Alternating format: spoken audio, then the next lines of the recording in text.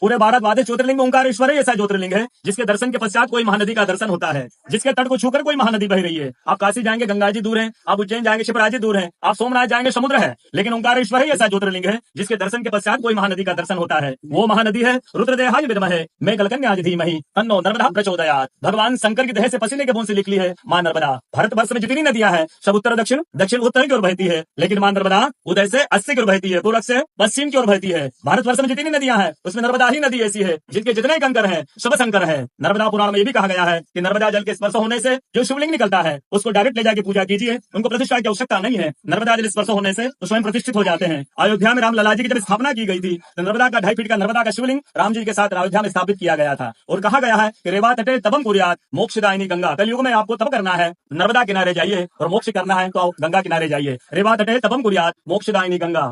तो नर्मदा किनारे एक संत का तपस्या संत का अनुभव बताता हूँ जो वर्षों से नर्मदा किनारे रहे हैं। जब वो देखते हैं सुबह 3 से 4 बजे ब्रह्म मुहूर्त में एक कोई माई आती है नर्मदा स्नान करके लौट जाती है। संत को जिज्ञासा हुई कि मैं वर्षों से मां को देख रहा हूँ नर्मदा स्नान करके लौट जाती है। संत ने कहा कि कल मैं मां से पूछूंगा स्नान करके लौटेगी। वो माई सुबह 3 से 4 बजे ब्रह्म मुहूर्त में स्नान करके लौट रही थी। संत ने देखा माई स्नान करके लौट रही है। संत दौड़ते गए मां को साष्टांग दंडवत प्रणाम करके पूछा है मां मैं वर्षों से आपको देख रहा हूँ, आप नर्मदा स्नान करके लौट जाती है, मां अपना परिचय दीजिए। तो मां अपना परिचय देती है मैं गंगा हूँ, कलयुग में शुद्धिकरण के लिए नर्मदा स्नान करने के लिए आती हूँ। बोलो गंगा मैया की जय, नर्मदा मैया की जय, ईश्वर भगवान की आज की कथा के आनंद की भक्त और भगवान की।